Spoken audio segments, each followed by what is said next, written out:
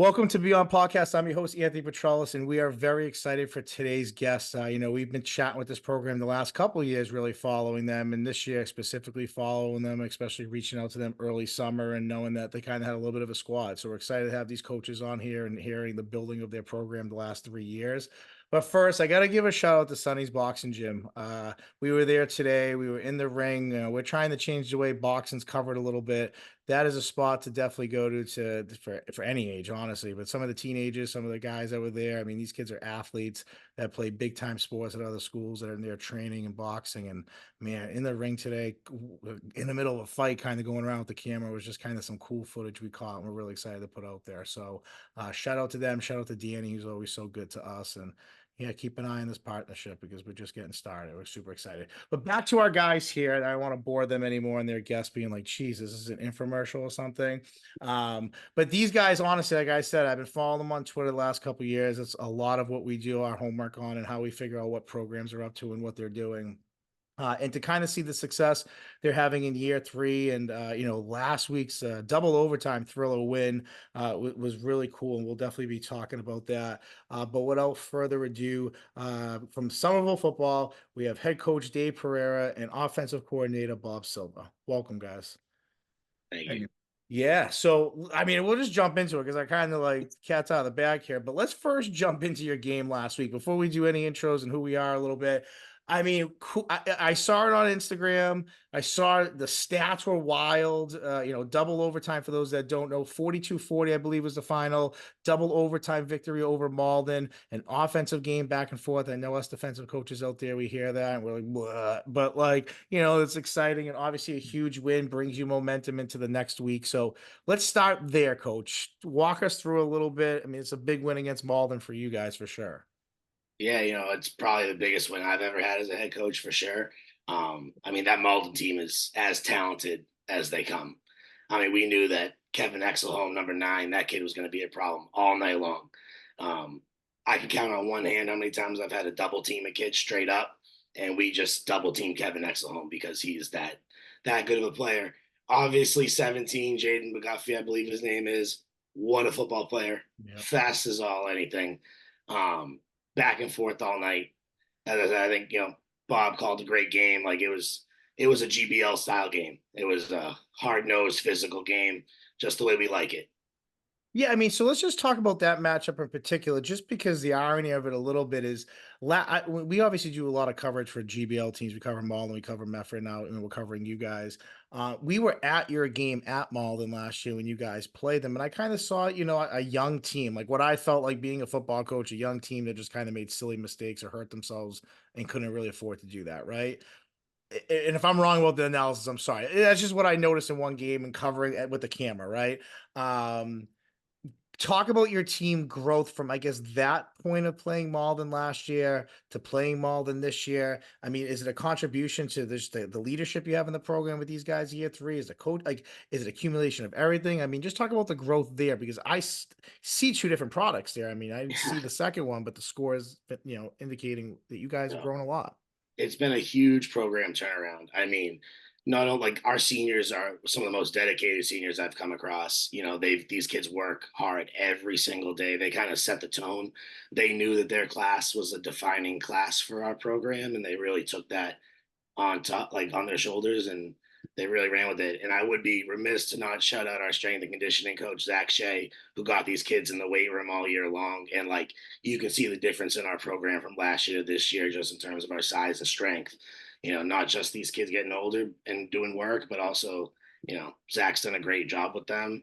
And really, our seniors who lead by example, we play 6, 7 sophomores some days. So you're still a fairly young team. I mean, considering, Yeah, when you we hear have we that. have a we have a little bit of a lighter junior class, so we rely heavily on sophomores, and like our seniors have really taken our sophomores under their wing. You can't separate them sometimes, which is really nice to have. And the school loves that, obviously, that like in having that in the building with the younger kids and the older kids getting along. And That's such just like a good tone for the school year too. Strength and conditioning coach wise, just out of curiosity, is that something through the school that the school has, or is that something you pay through the program? Because No, to me, that's so important. I think like it just goes through the cracks because yeah. coaches are guys who pretty much have jobs. If you're not working within the school system, it's even more difficult to get there. So to have a bunch of coaches be responsible for that nowadays in athletics in general, I think is really tough. So I'm just curious because you said it changed your program, you feel like in a year, and so how does that work for you Well, guys? we're lucky that Zach is a coach on our staff. Oh, there she is. Um, Yeah, there yeah, you it's go. unbelievable. He coaches our fullbacks and our like monster back. So, he gets to coach the unicorns, and he's a great football coach. And, he is as dedicated. He does as much work as me and Bob do. We're very lucky to have Zach, and he does it. We pay him in season, and Yeah. outside of season, he does it for the kids. And we're so lucky to have that. And it's really just changed our program. God, it does. It is the ultimate difference maker of having somebody in there who knows what they're doing, technique, growth of it versus, sometimes you have a coach on staff that's just a body in there, an adult there that these kids are lifting and not necessarily holding them accountable or making sure that form's right. So I get it. It is huge when you have that on staff as an added bonus. That's great. Um, what I think is really cool and for a really long time as a football coach, I coached, a total of 15 years before I became a head coach. I was a coordinator and number two guy for a long time. So I really know how important it is to have a really strong number two guy that you can rely on your staff, who is a whether it's a 1B or whatever you label it. But talk about Coach Silva here. I mean, we're gonna jump into him in a minute offensively, but as we talked about offhand, I mean that's a This dangerous is way all I set funny that too, up okay? too. This is all recorded, dude. Keep that for future mind. Got it, buddy. But talk about obviously having a number two person. I knew I took that role, man, like and loved it and like embraced it. And so talk about having a guy like that you really can just rely on when you need it the most. Yeah, man. I mean, not to gas Bob up too much, but like I couldn't do this thing without him. I think my parents and my children would agree that Bob is like absolutely vital to this program. Without him, it doesn't function the way it does. We were in Belmont together. I think Bob's first year coaching, I was the DC over there. Um, we just started talking football, and we're both kind of junkies, so we just Yeah. gravitated towards each other. But we spent how long? About 5 years in Belmont. I believe it Yeah, was it's like together. 5. Yep, 5 years. 5 years together. So like we And you coached. guys are pretty tough. I mean, Belmont over the last, I mean, you guys are pretty tough, physical. Like sometimes I look at the score of the papers, I'm like, man, Belmont's pretty good. Like like a few years, I felt We like like looking at the defense. paper. There you go. Yeah, You know. yeah. But like we coach the same. We think philosophically the same way football. I mean, we obviously have our disagreements. Like some things I like and some things he doesn't, which is good. I'm not scared to cover zero. He don't want to run it, right? Like everyone's got their reasons, but we play off each other well, and like we've known each other so long that we can have those intense moments on the sideline, and then at like 10 seconds later, it's like it never happened. Yeah. And you just can't replicate that. Like I can walk away from the practice field and know that Bob is there and that everything's going to be okay. Right. I can go deal with the athletic director or whatever problems arise, and like practice will be fine. You know, That's cool. I mean, I know Serge, who I idolized and coached under for a long time, used to always say how much he appreciated that. So I know how important that is as a head coach and having a number two guy myself, and that's a really important role. So, Coach Silva, I'm going to jump into you here a little bit. I mean, offensively, I know you guys that you've been here from day one, so obviously the evolution of the program is the bigger picture, right? Like, so if we're semantic webbing this, a branch off of that would be, the development of your offense. So the kids are hearing the same terminologies, hearing it from the same voice, developing a system over time. I mean, talk about offensively, maybe just year three, what you've noticed a big difference in maybe your first 2 years and implementing and running your system. Yeah, so we started off in spread in 2022. We run the I in Belmont with the spread kind of package in there, but we really ran, the I. Yeah. And we started off in spread, we kind of tried it out for a while and it just wasn't hitting the way we wanted it to. Our system had a little bit of worry. It was a little too worried for some of our kids. It was hard to kind of find some patterns for the quarterbacks. So over the offseason after that, we kind of re-looked at the language behind it, which is 90% of an offense is how do you call things. Yeah. Because X's and O's, everyone runs power or counter or shoots and stuff like that. It's you got to find what works for your kids. And for us, we found it's like a little weird, quirky system for them that they somehow remember it. You say trips, they have no idea. They're like trips, yeah, okay, cool. If you give them an animal name, they have it, right? Yeah. It's those things that it doesn't make sense. Dave will always say kind of the defense will call something this very elaborate name of what it is. It's like crisscross, kind of all these different things. The offense calls it Skittles, right? Like that's Yeah. just how it came become. We had a quarterback who was, honestly very kind of said, like, coach, I have a hard time remembering all these words. I'm like, all right, cool. So we'll shorten the play call, find ways to kind of build rules within. And that was the big project all of last offseason going into 23. And we kind of just piggyback off of that to this year. We ran some different stuff last year. We found some success in single wing in year one. So we kind of came out in year two and ran some of that. Once we realized we didn't love it as much, we went right back into the eye, which was always kind of our bread and butter. We ran, I know Dave ran in Stoneham with Bob Almeida. Yeah. We ran in Belmont with Q, and it was kind of those things that it always just felt like home. Just like, you know what, why don't we just go there and stay there? And this year the kids have loved it. It fits our team philosophy and our program philosophy. Right, we're trying to be downhill and smash mouth and play good defense. Right, we're not trying to play spread games with you. Like we don't really care for that kind of football. If it's you, it's great. Like you can go be that person, but it's not who we are. It's not like the offense is kind of taking its own little. We have little ways we cater towards our quarterback and towards our receiver group. And I think Dave said earlier, like our talent has increased exponentially the last 2 years. And so now the talent we have coming at the skill groups allows us to do a lot of different things. Let's not get it twisted. It helps when your running back is 5'11", Hey, I 220. mean, Okay. yeah, it's definitely helpful. Not I mean, like I it's said, really but like helpful. we have receivers who can handle multiple concepts and kind of line. We hadn't had that level of depth in previous years. How As we're fast do you like how are you pacing wise? Like, can you be no huddle if you want to be? Are you kind of right yeah. now like complete huddle or kind of just line up at the line and So get calls or we huddle. Number one, we have a lot of kids that play both ways. So no huddle offense for us is a full time thing. Would just absolutely drain our entire kids, and we'd be right? gassed in the third Yeah, quarter. I get it. So we do have no huddle system built in. We use it for multiple purposes, but really we want to be a huddle team because we want to control the tempo of the game. Yeah, Right? So our entire goal allows us to kind of keep scores lower. We're not trying to get in a shootout with you. Like, obviously this past week was kind of an anomaly for us, like it 40, happens, 40 right? is Yeah, nuts. Right? It's nuts. But we're not trying to, go no huddle on the, all the hand signals on the sideline. Like we're not trying to do that. yeah, So we don't. And we don't have enough kids to do that stuff's exhausting. right. Our last year in Belmont, like the kids were in great shape after about week 3, but the first 3 weeks they were all like, "Coach, I need to play. I'm dead." Yeah. I mean, that's how we used to kind of try to train when especially as a head coach at AC, and like it got better as the year went on, but sometimes we would condition before we did like 2-minute drill, or we would condition Yeah, before we kind of went in the team because I wanted to learn how to play tired. And sometimes it was like a disaster, but it's like you're right. Like in a way, it's like you got to figure out how to make these kids play and think when they're exhausted. And yeah, there's no perfect way of practicing that. But like you said, like sometimes the gimmicky stuff's great, but that stuff adds up too. Like, and you sometimes like outthink yourself on something, or you waste too much time doing that. And you have to rush to the line to get a playoff and a crappy snap. I never say bad words, I almost said I caught myself there. But it's like so many things could happen, and yeah, so I get that. And so controlling tempo is really important. So talk yeah, about special teams then, because obviously part of that, if you want to be clock control, field control a little bit, you want to have like a good punt team, or you want to pin teams deep in kickoff. So how much are you working on that? How much is it truly like a 3-part system for you guys as a team? Well, we kind of changed our approach to specials a little bit. Like before, we used to run like a special each day, and that would be the special you run.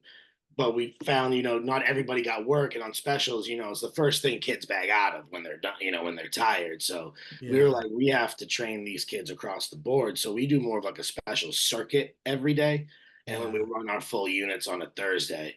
But like, everybody's got to play specials, all hands on deck.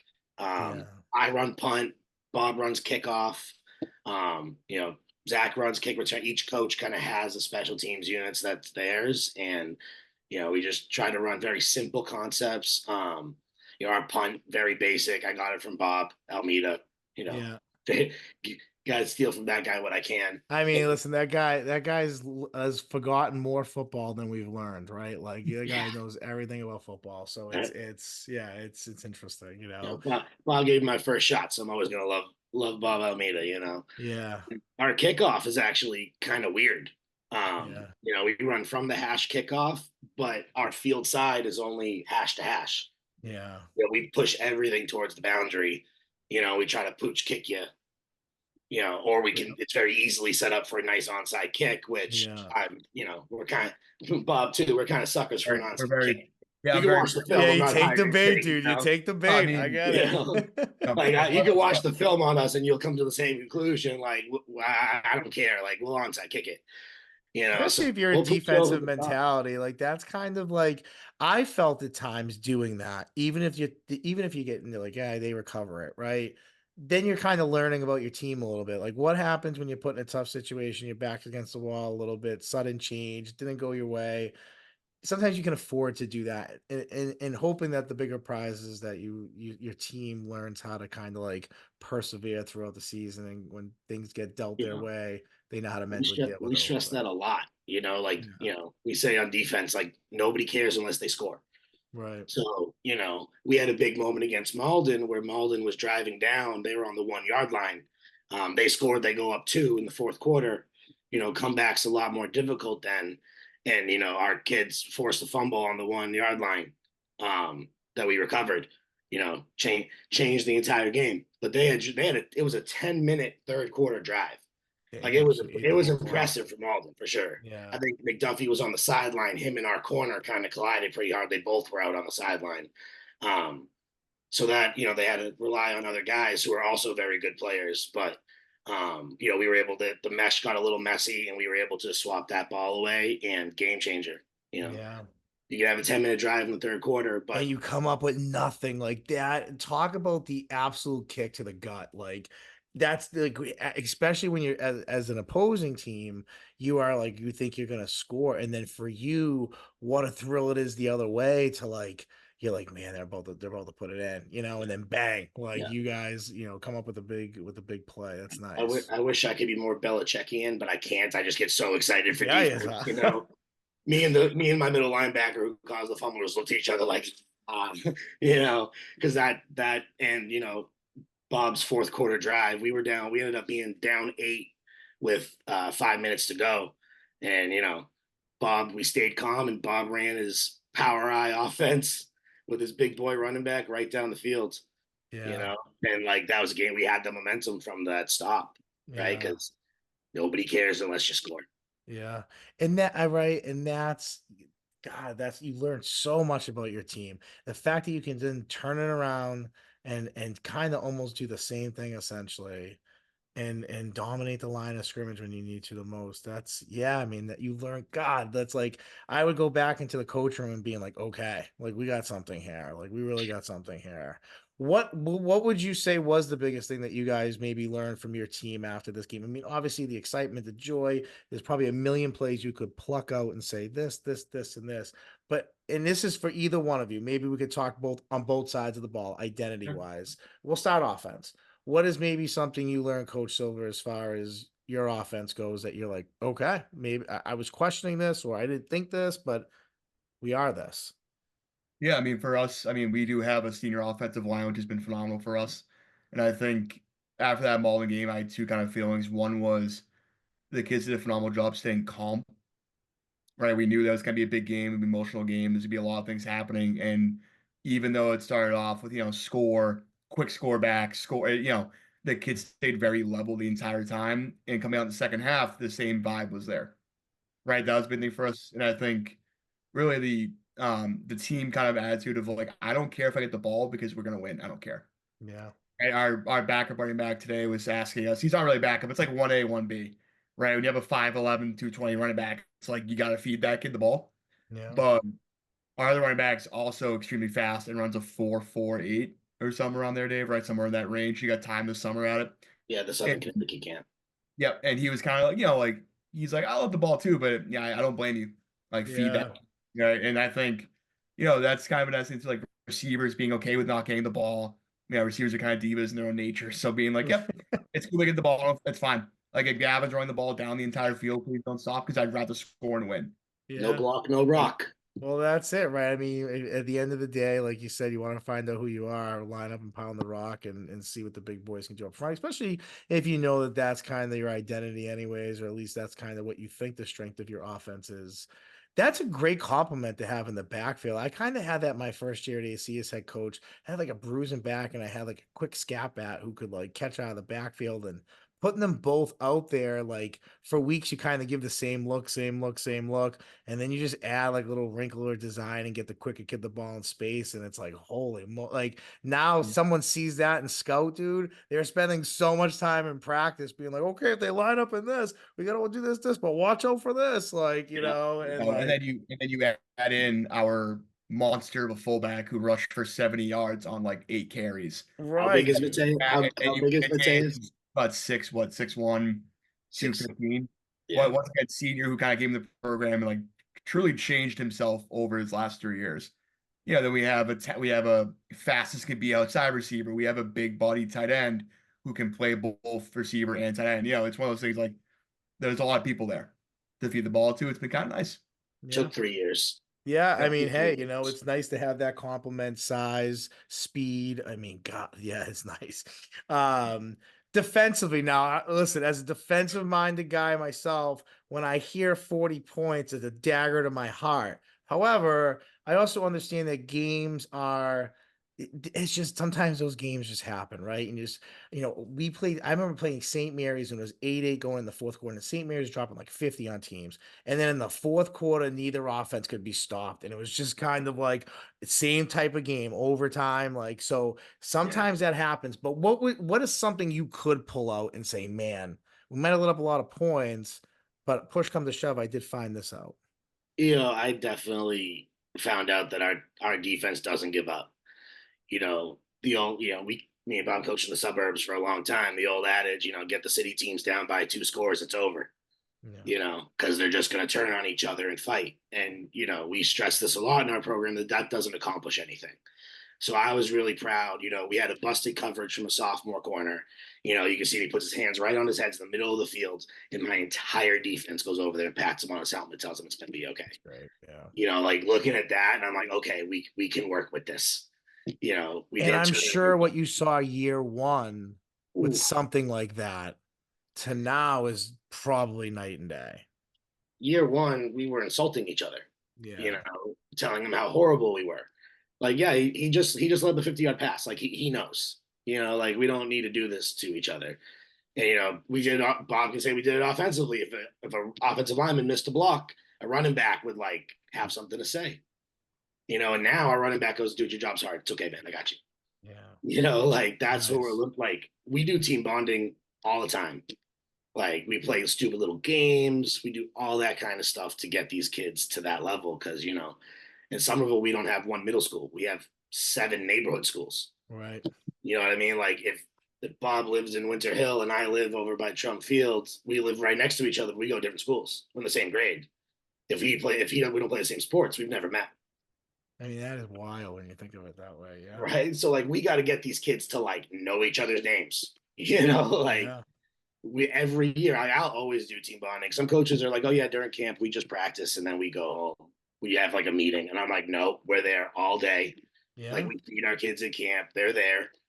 So you kind of bond afterwards, having a meal at camp, and then we play. We play dodgeball. Like we play catch the flag. Because Like they're kids, and like as Yeah. much as we look at them a type of way, like we also realize that they enjoy the fun, simple things and having fun with their friends, and that's our dodgeball tournament's 2 days. It's so intense. I mean, there you go, right? And I'm sure when it gets down to the nitty gritty, I'm sure it's a big deal. And I'm sure that's it's impossible to ref it because it hit him. You didn't see that, and then everyone's looking at you, and you're just like, I don't know, I didn't see it, do it over, like.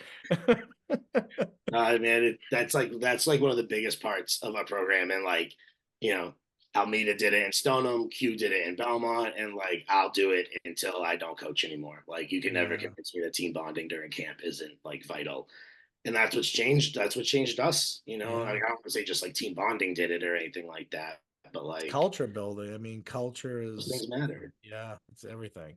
You know, we cover a lot of programs and a lot of coaches, and even coaching myself. I mean, the one common thing I hear with most unsuccessful seasons or a stint of unsuccessful seasons is poor leadership, and bad culture, like kids not getting along with each other. And I mean, I've seen some really talented teams who don't do well, and you talk to the coaches, just like, yeah, kids just don't get along with each other, just not on the same page. You're like, man, I would kill to have that receiver. I would kill to have that lineman, or I'd kill to have that linebacker. Like, and these kids can't get along with each other. You got to work on that. I mean, the biggest mistake we make is assume things, right? We assume, like in school when I teach, people assume kids know how to work in groups. Like, no, you actually got to teach kids. Like, when you work in group, this is what one person should be doing this, one person should be doing that. Like, you actually got to like work on it, and then that becomes more an efficient train. And it's like you guys, like building your system offensively, defensively, philosophically, getting kids to buy into it, taking your lumps, taking probably flack from kids, dealing with nonsense. It brings you to this point when you win a game like that, that I'm sure you're like, man, all this time I invest into this, a win like this is so big for our program that our next home game is going to have a little bit more people attend, a little bit more people paying attention to it. Some of the youth kids now showing up being like, man, some of the football, like, this is what's up. This is what's going on. Like, and that leads us into kind of who you're playing this week and us coming to you and, wanting to be a part of seeing this program live and seeing you guys kind of put the product together.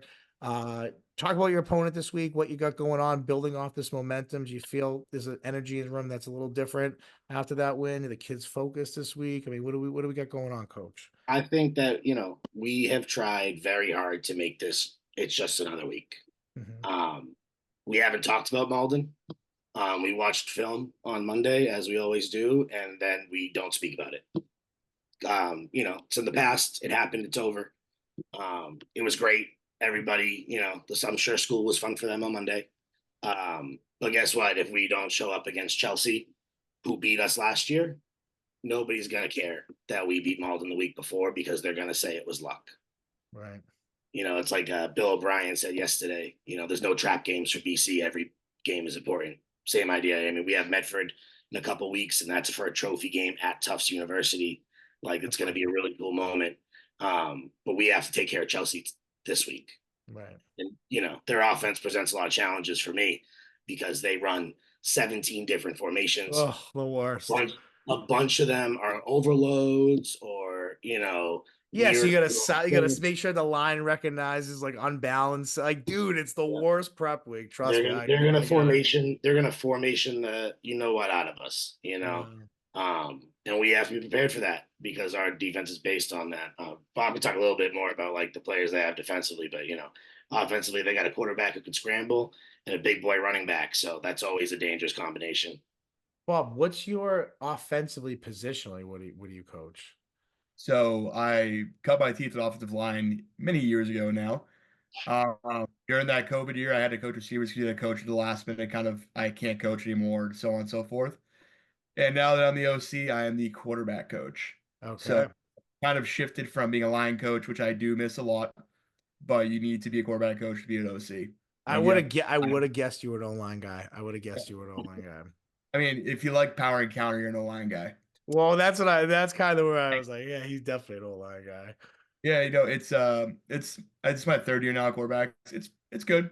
Like I enjoy like it's fun. It's they have to think like I think in order to run the offense effectively. You get to be at the running backs, receivers.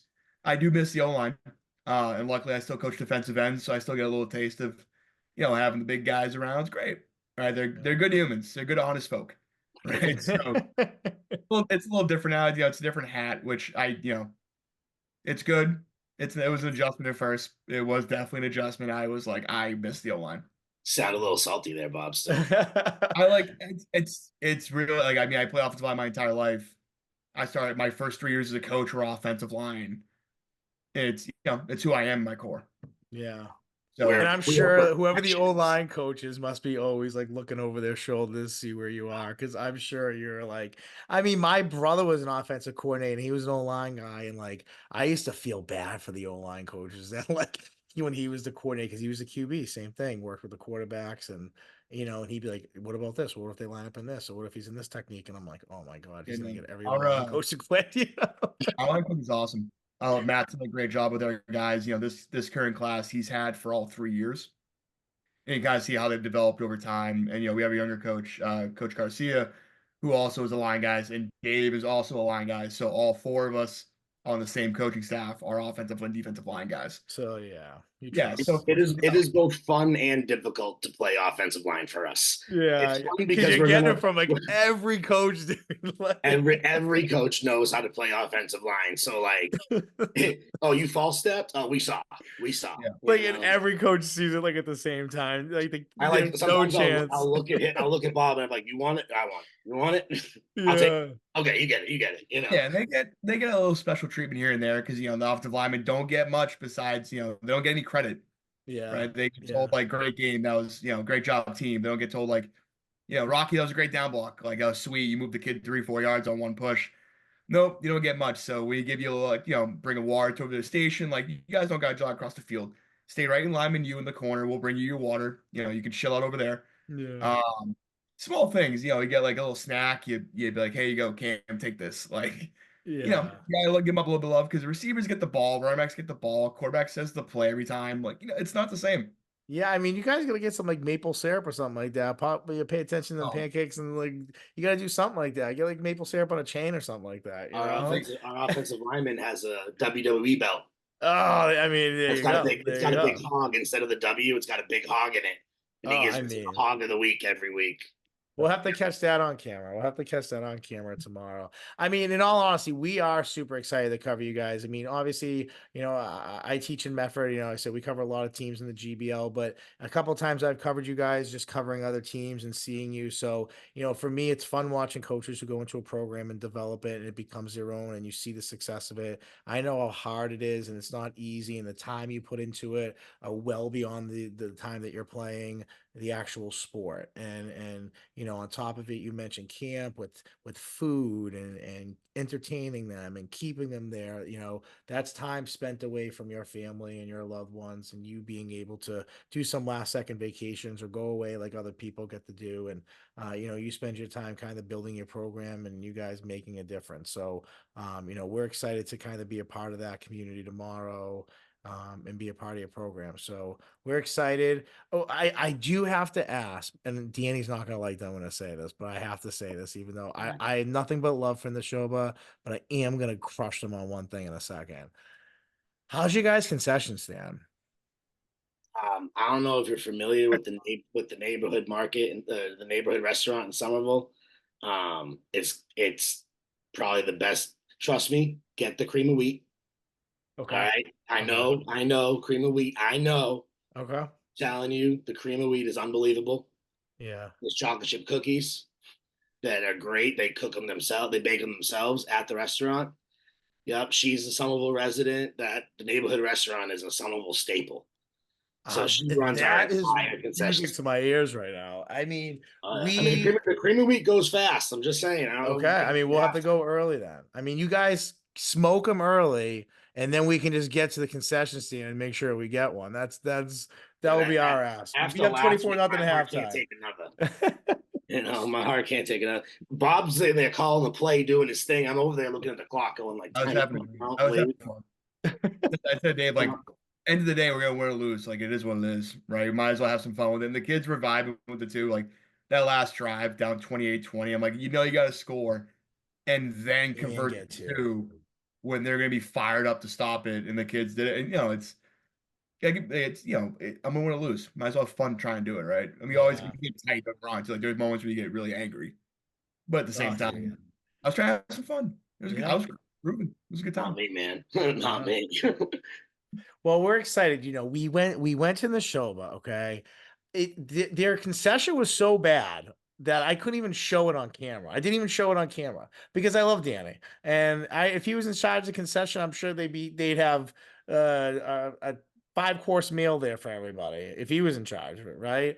But it looked like I don't know if you guys are WWE old school guys, but it looked like a table that like the Dudley boys put you through. Like it was. I was like, man, you guys got a giant concession on the other side. And flimsy table with earheads and Cheetos on it. I mean, come on. Yeah, But I mean, I'm there's excited to nothing. hear that we're walking into a gourmet, seems like restaurant here at Doughboy. I mean, we're very lucky to have her, dude. She does the whole thing. It's we actually take the far sideline of Dillboy, so like I'm not too involved with that stuff, but the parents group loves it. This is amazing. Yeah, I'm super excited. We had like an absolute war last year with the concessions, like some real good concession stands, and it came down. Malden was in the lead, superior over 2 years, and then Shawsheen Tech had a food truck that was out of control. It Whoa. was called What the Fork, and like I was eating a churro, like pulled pork. I mean, like everything you could imagine, and they pulled it That's out at not the end. fair. You know what I I mean, mean?